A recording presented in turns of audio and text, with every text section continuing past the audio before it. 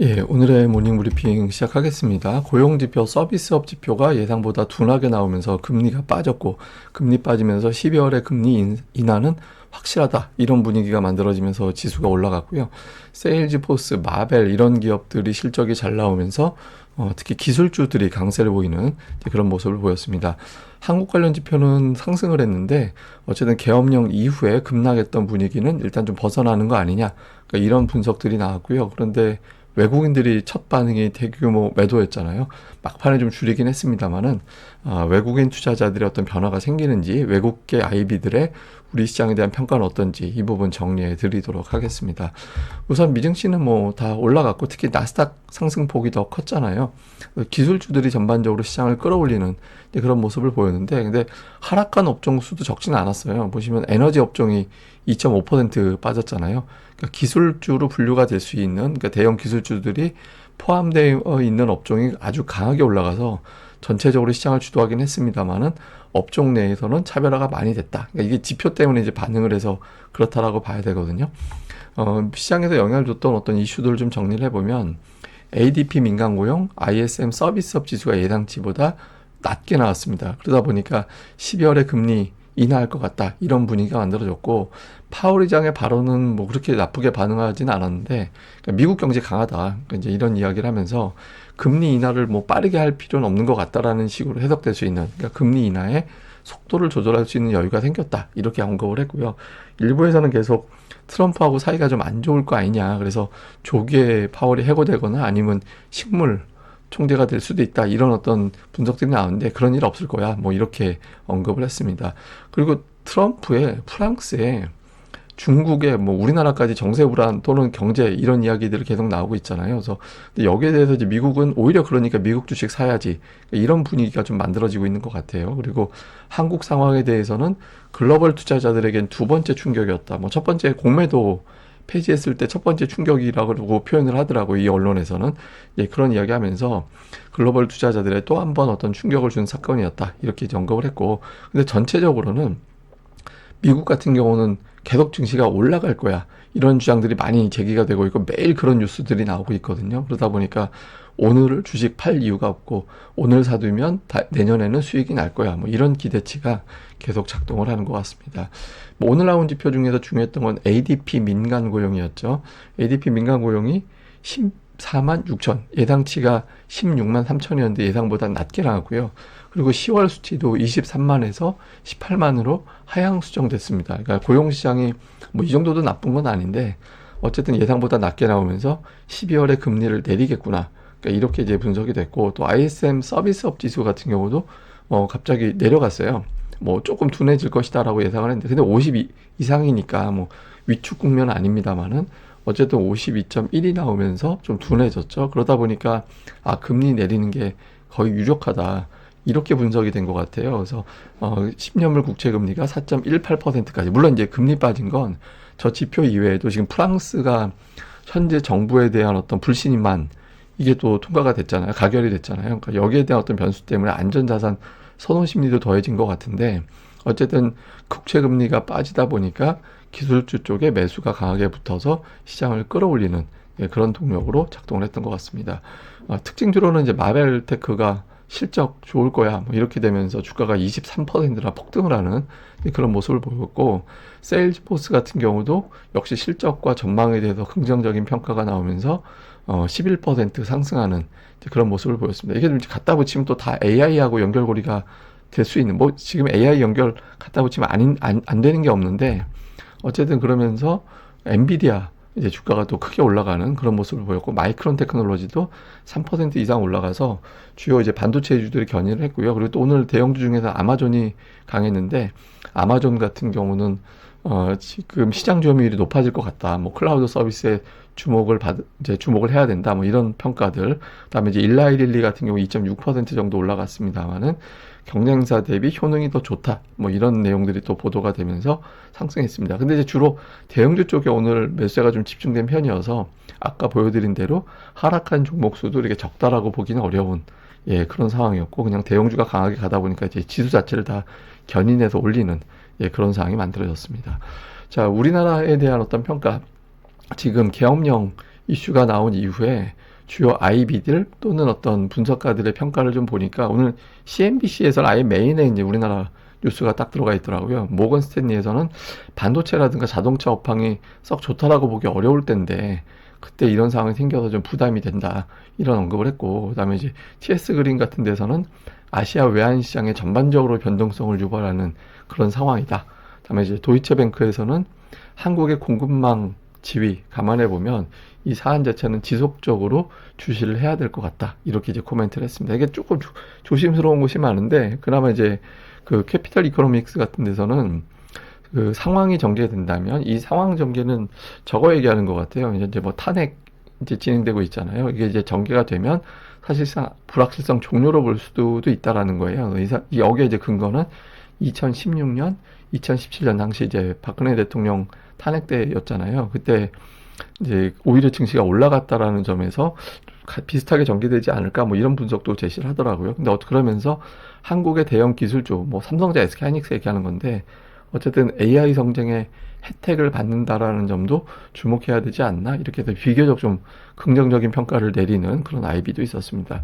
근데 어저께 첫 번째 계엄령 이슈 이후의 금융시장의 반응을 좀 종합해 보면 외신들은 여전히 단기 변동성이 불가피하지만 추세를 결정지역인 정할 재료는 아니다. 예를 들어서 뭐 이걸 계기로 상승장이 된다든가 하락장이 된다든가 뭐 이런 재료로 평가할 정도의 상황은 아니다라는 거예요. 또 단기에 일단 상황이 종료가 됐잖아요.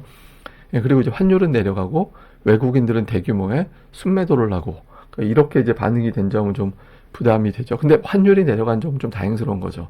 예, 환율 폭등하고 뭐 외국인들 매도하고 이래버리면 골치 아픈데 외국인들이 매도하면서 환율이 빠졌다라는 건 외국인들이 매도한 상태에서 현금을 외국으로 빼나간 게 아니라 일단 현금 상태로 가지고 있다. 이론적으로는 그렇게 해석이 되는 거잖아요.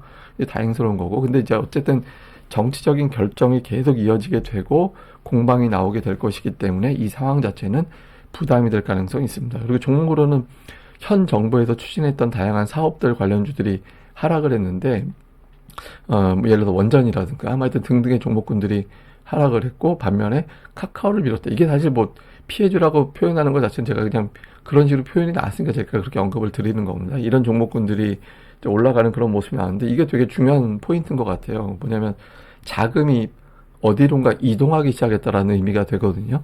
그래서 여러 테마가 올라가고 있었기 때문에 테마별로 어느 쪽으로 자금이 이동하게 되는지 이 포인트 집중적으로 좀 살펴봐야 될 것 같습니다. 그리고 이제 어쨌든 당국의 시장 개입에 어떤 의지를 표명을 계속 하고 있고 또 어제 막판에 연기금이 쭉 들어와서 지수를 끌어올리는 그런 모습이 나왔거든요. 그래서 전체적으로는 좀 수급에 의해서 하락을 좀 틀어막는 그런 형태가 좀 나타나서 쉽게 빠지지는 않을 것 같다라는 점도 이제 주목을 해봐야 될 것 같습니다. 근데 어저께 특징이 하이닉스 거래 대금이 1조 나왔거든요. 삼성전자가 1조 5천억 정도 나왔고 이런 흐름이 나온 게 있는데 보시면 카카오는 매수하고 네이버는 매도하고 또 엇갈렸어요. 같은 어떤 업종 내에서도. 그리고 이제 현 정부 정책주를 매도하고 피해주를 매수하고 이게 이제 보면 삼성전자 빠지고 하이닉스 올라가고 하여튼 카카오 네이버 엇갈리고 정책주 엇갈리고 이런 현상이 나오면서 투자자들이 희소에 집중하고 있어요. 그러니까 전체적으로 시장이 와하고 올라간다 빠진다 이런 분위기보다는 이제 좀 갈아타는 데 집중하면서 변동성만 일단 흐름을 좀 이용해야겠다 이런 식으로 나오고 있거든요. 그래서 좀 이럴 때 약이 되는 건 예를 들어서 코스닥의 상승 종목수 1000개 이상 이런 게 나오면 이제 투자자들이 이제 전반적으로 악재가 반영이 됐구나 이렇게 인식을 하게 되거든요. 그래서 이런 흐름이 나오게 되는지 봐야 될 거고 코스닥 자체도 보면 최근에 4거래일 동안에 3거래일이 하락 종목수가 1200개가 넘어요. 보통 1200개 넘어가면 투매라고 표현을 하거든요. 투매 가까운 걸로. 근데 그 정도가 나오고 있는 상태가 되고 있잖아요. 그런데 다행스러운 건 뭐냐면 그나마 기관이 코스닥을 되게 열심히 사요.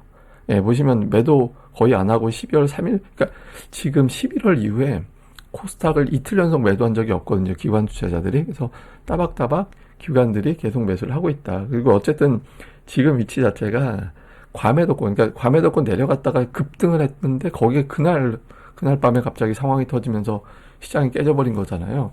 근데 이제 코스닥은 코스피하고 좀 다른 게 코스피는 어저께 거래대금이 터졌거든요. 물론 이제 하락하면서 터진 거긴 한데 코스닥은 거래대금도 정체예요. 그래서 투자자들이 되게 위축이 되어 있는 상태인데 어쨌든 그러다 보니까 기관들이 매수하는 종목군들 중심으로 선별적인 종목 장세가 나타나고 있고 테마적인 정책적인 어떤 테마, 정적인 테마 일부만 좀 변동성만 요란한, 뭐 외국에서는 정치인 관련된 밈 주식들만 움직이고 있다 이렇게 언급을 하더라고요. 그래서 어쨌든 이런 현상이 나오고 있는데 앞서 말씀드린 대로 상승 종목 1000개 이상만 나와주게 되면 이제 이제 악재가 어느 정도 반영이 되면서 안정기로 접어드는구나 이렇게 평가가 될 수 있어서 오늘 코스닥의 종목수 상승 하락 종목수 이익 변화도 주목을 해봐야 될 것 같습니다. 그리고 특히 이제 지지선 삼성전자 지금 딱 120월선 걸려 있고, 다음에 코스닥 같은 경우는 분기 차트상 분기니까 뭐 이번 분기로 끝나는 게 됩니다만 어쨌든 60선 내려와서 딱 또 여기다 돌려야 되는 그런 위치긴 하거든요. 돌려야 된다라는 건 돌린다라고 단정하는 게 아니라